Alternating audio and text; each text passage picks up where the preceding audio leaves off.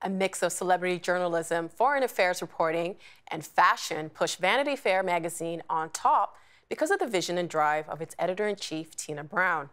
She went on to recreate that success with the iconic New Yorker magazine, co-founded the digital upstart The Daily Beast, and now the live interview platform Women in the World. Her new book is Vanity Fair Diaries, 1983 to 1992. To find out more about transforming media and women in leadership, we're pleased to welcome back Tina for the second part of our conversation. It's nice to see you again. You have become synonymous with Vanity Fair, and yet in 1992, you decided to leave. Why?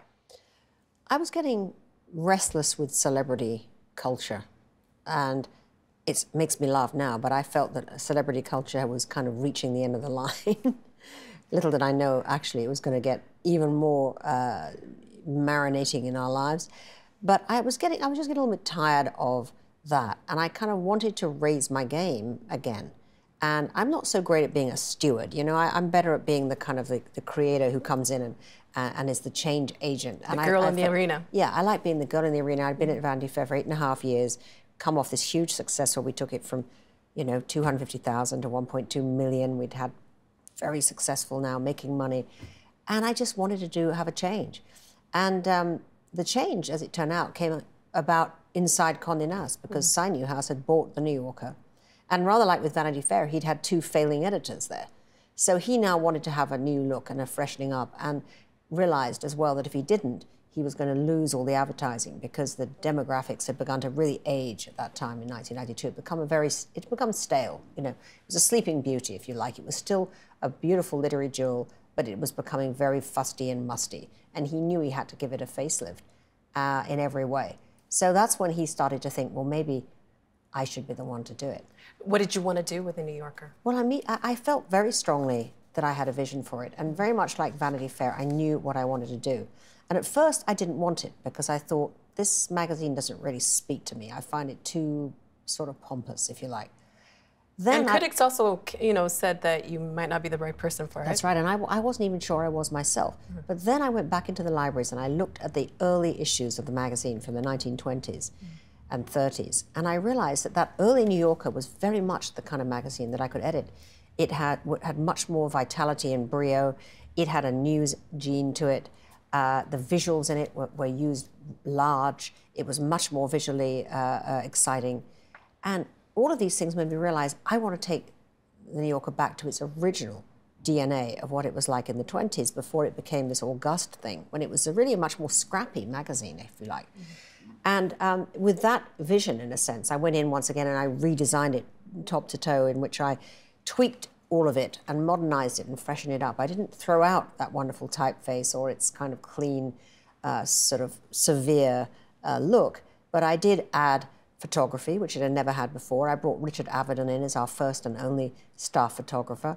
I added color, illustrations, more illustrations, found a whole raft of wonderful new cartoonists and illustrators, changed the cartoon editor, really sort of gave it a complete facelift. And then I actually let go about 70 people, and I hired another 45 of writers who I thought were the best that I could find anywhere.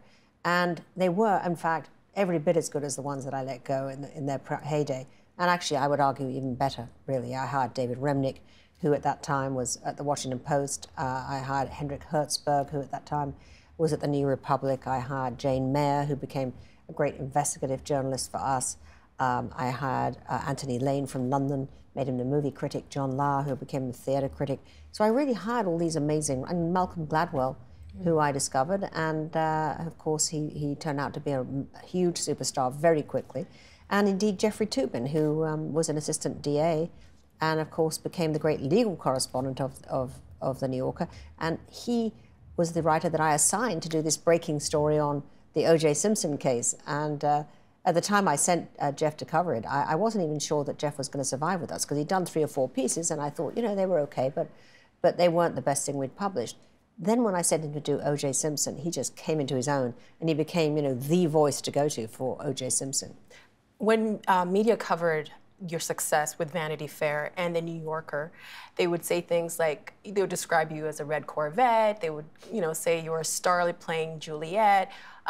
Did you did you have a lot of sexism? Yes. Did you have to deal with a lot of it? I did, and at the time I didn't really process it as that so much, but I felt very irritated, frankly, that so much of what I was doing was so good, you know, in terms of upgrading the magazine standards.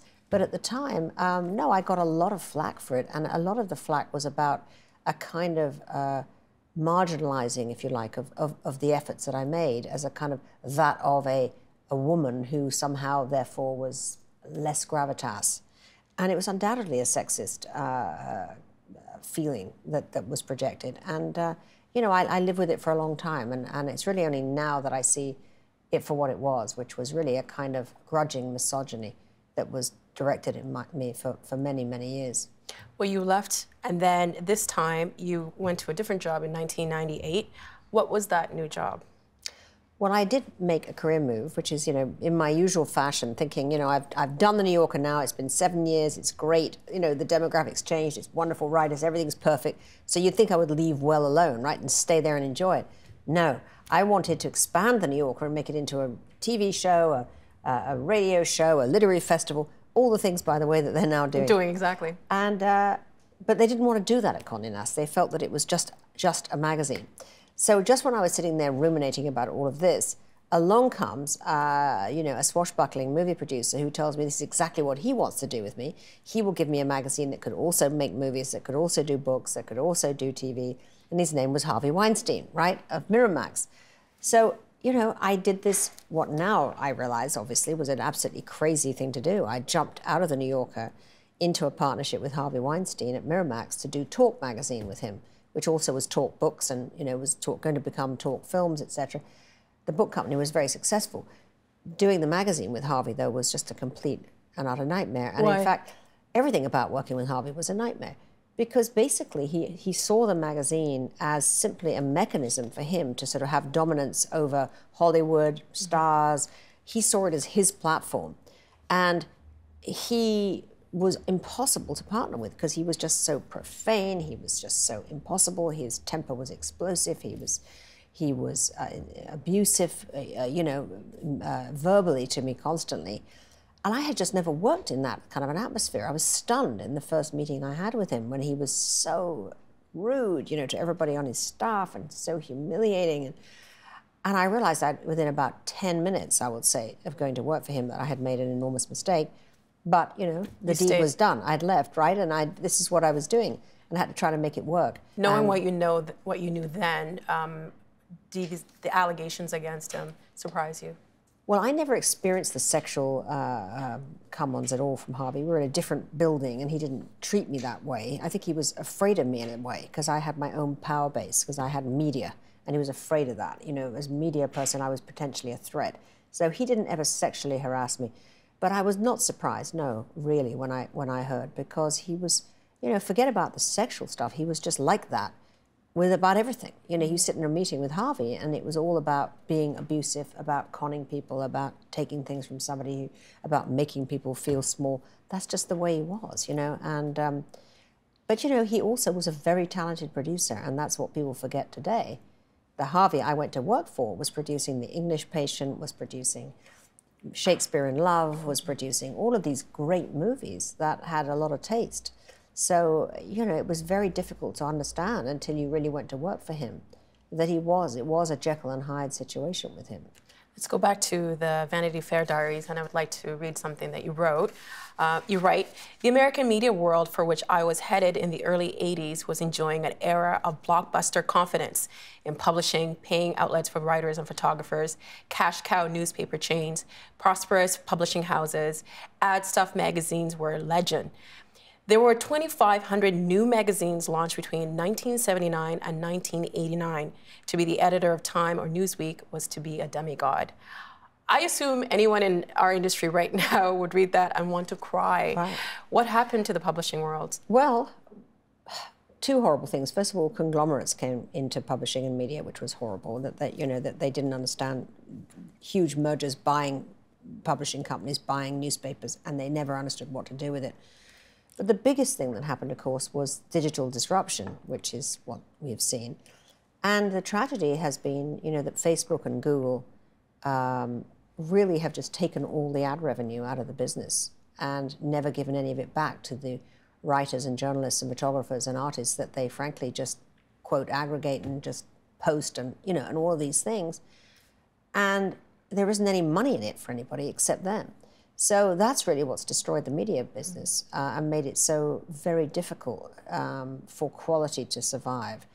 And it's why everybody involved with trying to do good journalism, you know, is writing for pennies when they were writing, you know, for a decent living wage, which is a very, very unsettling, because of course it means many people just have had to get out of, great journalists have had to leave our business, you know, because they can't make a living, or they go into PR, or they go into advertising. And I mean, it's really kind of tragic what's happened. Well, speaking of digital disruption, in 2008, you co-founded the digital news site, The Daily Beast. What led you to decide to leap into digital journalism? Well, actually, I mean, I thoroughly enjoyed and I loved it, editing The Daily Beast. I founded it in 2008, just at the time when Obama became president. Just before the election, we started it. And I started that with Barry Diller, the entertainment mogul, who now is an internet company. And he said to me, you know, I love what you did at Vanity Fair in the New Yorker. Come and do a kind of the same high-low news site that you could do, but do it digitally. And I at first didn't think that I could. I didn't think I'd want to, because I was such a love print so much. But as soon as I started to design the Daily Beast and to really create it, I realized how exciting it was as a medium. I love the speed of it. I love the response of it. It's like having a fish on a hook when you suddenly publish a piece, print it, post it, and you feel that pull of traffic. You know, there's this kind of very heady sense of an audience. Feedback. Yeah. It's very heady, actually, to suddenly see, oh my gosh, we used to have this, you know, this chart in the office which showed the traffic, and you'd look at this chart, you know, you'd suddenly see a story taking off irresistibly, sort of attracting readers all over the world. And we had this wonderful kind of map, this electronic map, which sort of showed where in the world we were being read, and you'd see clumps of readers in Istanbul and clumps of readers in Scotland and clumps of readers. It was very exciting. So I did love that. And but the problem with a news site is that there's very little avenue really for revenue. I mean, it's just, you know, advertisers don't want to advertise around news. They want to advertise around feel-good topics, you know. So if you want to try to make money out of news, you probably can only go in the direction the New York Times, you know, has now gone, which is, you know, subscription, which is what we probably should have done at the very beginning. But at that moment, it wasn't when people were really doing that. Well, even when you were at Vanity Fair, there was an entry in your diary where you kind of foresaw this happening. And in the Vanity Fair, something that you did, you covered topics that were timely, but also kind of controversial at the time. You covered the AIDS epidemic that was happening. You even had a writer file a piece that was 20,000 words long on depression. Yeah. Do you feel like, you know, with what's happened with the digital disruption, that quality of journalism is not there anymore? Well, I do think there's a lot of fantastic journalism being done in those places that can afford to publish it, but also simply by journalists who are just passionate. You know, they're publishing great stuff, but a lot of them are just not making a living out of it is the problem. And the bigger problem is that you can't aggregate in one place the eyeballs around it, so you don't have the same impact as when, you know, all eyeballs were directed at certain avenues. You would obviously have much greater impact. Today, you know, you have to sort of struggle to distribute a piece to get impact. And that's what I think writers find very demoralizing. They're constantly asking themselves existential questions. I mean, editors now have to keep asking themselves not just, is it a good issue and have I been able to attract the advertising, but how do I make this thing live in this ecosystem, which doesn't really reward what I'm doing, you know? So you'll kind of feel a little futile half the time, where you're sort of struggling uphill with something. How do you make a business model out of it? And that's, I think, quite demoralizing to the whole profession. And in the Vanity Fair Diaries, you introduced us to Donald Trump. When you first met him, you liked him. Why? I did. I thought he was funny, irreverent, fresh, brash, you know, that he was amusing. When I met him, he was sort of outrageous. He was kind of, you know, he was like a kind of a Barnum and Bailey character who I found amusing and quintessentially New York. But gradually he got a lot less amusing as the years went by. And when we really began to do deep dives into him as a story, a hard story, as opposed to a cultural character, but actually as a business story, then we came to find that, of course, he was enormously duplicitous in terms of how he represented his story, and that his business was in kind of disarray, and he was very little about what he said about himself was real. So we published this amazingly a tough forensic dive into Trump by Marie Brenner, one of my great writers there. And she also reported that on his desk was a copy of Hitler's speeches, which of course got tremendous attention, very negative attention. And Trump was absolutely livid about this piece and denounced us to the gossip columnist Liz Smith, denounced us to Barbara Walters, denounced us. And then Marie Brenner was at a black tie benefit after the screening of a Barbra Streisand movie, and she was sitting there at this black tie benefit in her dinner dress, and she was eating her dinner. And as she's eating her dinner, she feels something kind of cold and wet. And she turns around and she thinks the waiter has spilled a drink, and she sees Donald Trump scuttling off across the room in his dinner jacket, holding a drink, which is now pretty much empty, which he's just emptied down her back as payback to Marie Brenner. And I mean, she was just stunned, you know, that anyone could do such a thing, quite honestly. But now we know that this is very much the Trump of today. And I think that he changed over the years. I mean, I think he got much more angry and dark as the years went by. But did you get any sense back then that his ambition would take him this far? Well, interestingly, you know, every year we would publish the Hall of Fame, which was a collection of photographs by Annie Leibovitz with captions about why we'd chosen them. And the one, when we chose Donald Trump in 1988, I think it was, one of the reasons we gave was because he thinks he can negotiate arms control with the Russians. And I thought it was interesting when I read it. I thought we were obviously getting a whiff of his desire to be some kind of a bigger, you know, statesman-like figure that I hadn't thought of at the time, but he was giving that off even then. So I think that when I look back, actually, all the signs were there that this is where he was headed. At the time of your diaries, you lamented the war of fake news and the rise of Fox News. You and your husband, Harry Evans, have long had dealings with Rupert Murdoch. How did Murdoch first come into your lives? Well, Murdoch first came into our lives when he bought Times newspapers in London. My husband was editor-in-chief of the Sunday Times and was at that time the most sort of celebrated editor in the UK. So Murdoch bought Times newspapers, and then he asked if Harry would edit the Times instead of the Sunday Times. They were sister papers, but they had a completely separate way of running.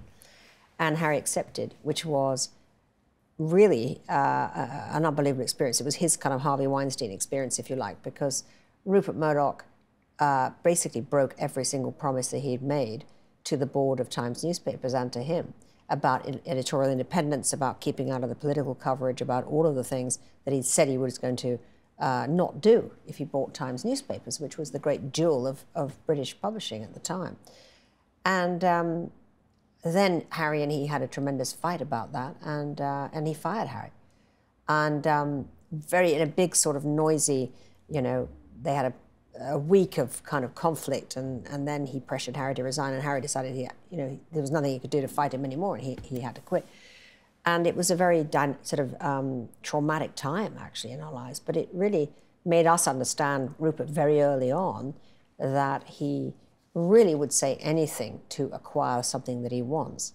Well, you left publishing and you began something called the Women in the World Summits, a live interview series focusing on women and women's issues. Why do women need this kind of content? Well, I started this in 2009 because I felt that there was no platform where women, these global women who were undergoing unbelievable pressures and challenges, could actually tell their stories and get American women engaged, because there's a lack of interest in a way in foreign affairs, period. But if you meet these women, if you know them, you'll care, right? And these women are fighting, you know, child marriage. They're in their countries. They're fighting, you know, refugee crisis. They're fighting, you know, honor killing. They're fighting female genital mutilation. They're fighting lack of access to education. I mean, women all over the world in these emerging countries have to be heroes every single day. And I found that I kept meeting amazing women during my work as a journalist who just had no place to tell their stories. So I thought how great it would be to start a conference, a summit as we called it, where these women could tell their stories, and also the issues they talked about could be surfaced and exposed. And it's very important, because only stories really galvanize people, you know, only that connection you make to a human being really makes you think about what's happening in the world. I don't think people care about, quote, issues. You know, they go on their iPhones if they hear about issues. What really gets them to engage our story and people, and out of that, they may well become interested in the issue. And I find that actually does happen a lot, where people say, I want to really know more about that, because it's so incredible. And that window, you open that window, and you know, you see it at the light in the eyes, is when you open the window in people's brains, and you've got in. You actually managed to get in. And it's harder and harder to do that. But so Women in the World took off immediately, actually. I mean, Hillary Clinton came to our very first summit. I co-hosted it with Meryl Streep. And this past February, you actually interviewed Viola Davis. Yes, in fact. So now Davis. Women in the World's expanded. Now we're at Lincoln Center in April. We brought it to Toronto. We're coming back this September with the summit to Toronto again, double the size. And we're sort of all over the world. We're become a global phenomenon now, and a national phenomenon. And actually, we bring these smaller versions to different cities. And we just came back from LA, where we just had Viola Davis, who was amazing. And she talked so eloquently and movingly about the lack of opportunities, frankly, for Black actresses. And she said, you know, people call me the Black Meryl Streep. That's great. But I want to be paid like the Meryl Streep. But where are my roles? Yeah. She said, you know, if I was the Black Meryl Streep, I'd have had that, you know, filmography of all of those roles, all of those movies. She said, was an overnight sensation at 49. Let's show, I have a clip of that conversation, actually. Here's Viola Davis. I literally got to a certain point in my life where I said, I know one woman in my life, and I know a lot of women, who's never been sexually assaulted, okay? It is so steeped into our culture that my fear is that people feel like it's only Hollywood, that the predator is the Weinstein behind a big old desk, you know, who's just there controlling these women's careers, and you're not going to be that big actress if you don't do me this favor. When the predator is a father, a stranger, a rabbi, a teacher, you know, you can go on, a brother, a babysitter. And the silence is not just about saving one's career. The silence is about the trauma that when it happens, you have an out-of-body experience where you leave your body and you compartmentalize that pain. Why do you?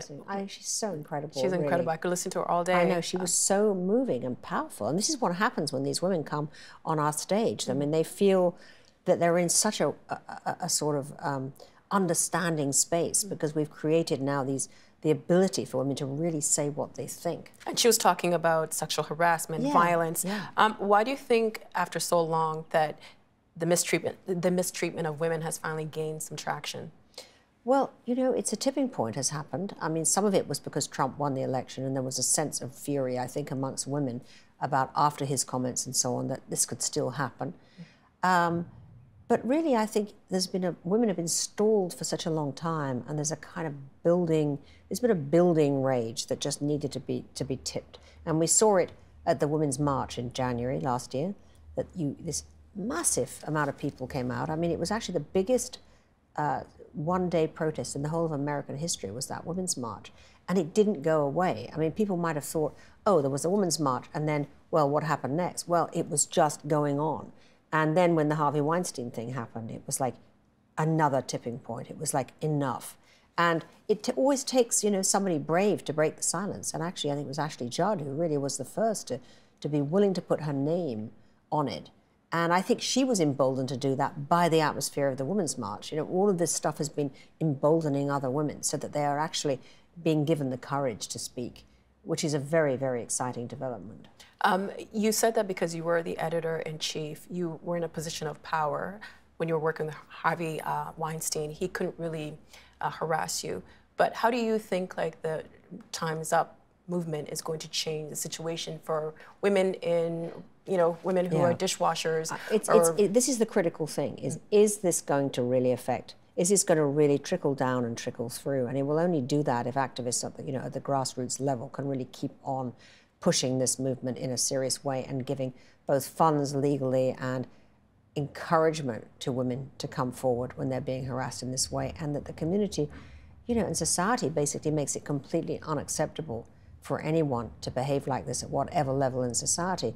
And I don't think it is going to be easy to change. And I also feel globally, in Russia, for instance, a law was just, pushed back that domestic abuse is no longer a crime in Russia. They actually did that just recently. They've said, no, it's just going to be a fine if you beat up your wife.